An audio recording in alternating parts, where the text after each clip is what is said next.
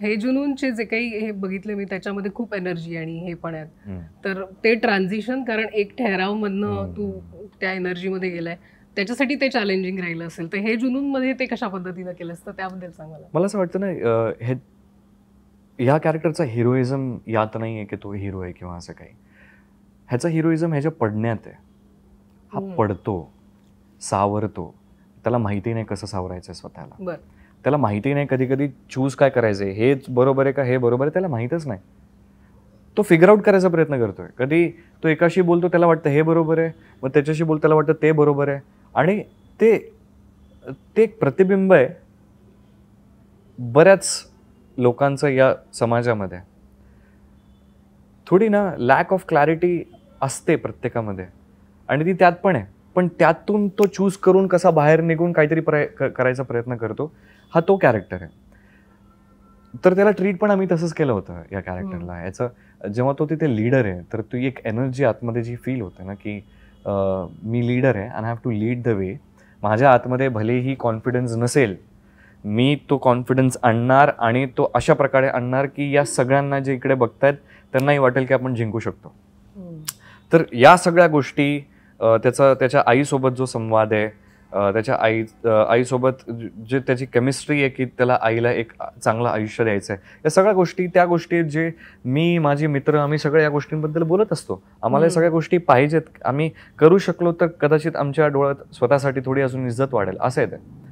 तर तो स्वतःच्या डोळ्यात पण एक सम्मान घ्यायसाठी ना वाढवायसाठी मुलं करतात. आणि there is no better high than giving your parents a better life. जर आपण करू शकलो ही गोष्ट तर त्यात जी मजा आहे ती बाकी कशात नाही आहे. तुला तुझ्या पर्सनल लाईफ मध्ये ते जाणवलं? तू कायम ते सांगत असतोस नेहमी, कारण गरजेचं आहे ना. किती छान वाटतं म्हणजे खूप छान, खरंच छान वाटतं की तुम्हाला लहानपणीपासून तुम्ही एक एक गोष्टीसाठी आई वडिलांना त्रास दिलाय.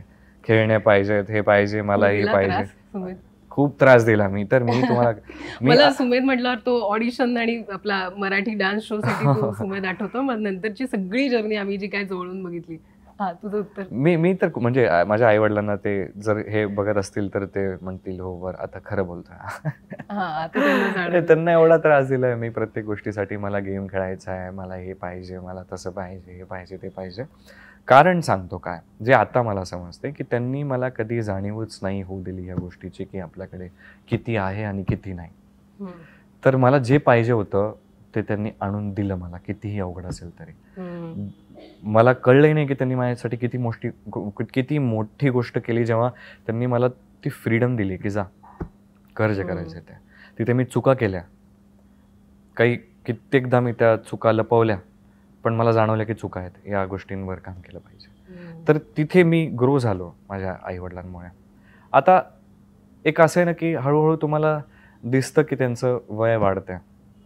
तर एक असतं ना की थोडं एक छोटीशी गोष्ट त्यांच्यासाठी केली, जो आनंद त्यांना मिळतो ना एका मुलाने त्यांच्यासाठी काहीतरी केलं तर. आणि छोट्या गोष्टी असतात जे आनंद देतात.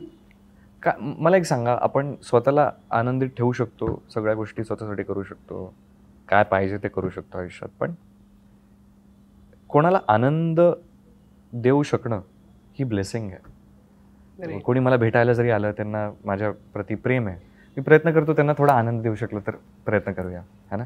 कधी मूड नसतो, असं टेन्शनमध्ये असतो आपण, काहीतरी भलत्याच गोष्टी चालू असतात डोक्यामध्ये, तेव्हा लोक येतात. तर मलाही असं वाटतं की त्यांना थोडा अजून आनंद देऊ शकलो, थोडा प्रयत्न करूया.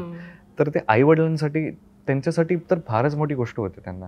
आणि त्यांना ते एवढं मॅटर करतं की आपण त्यांच्यासाठी केलं की त्यांना एवढा आनंद होतो. तर असं वाटतं की ह्यांना दे डिझर्व एव्हरीथिंग यार.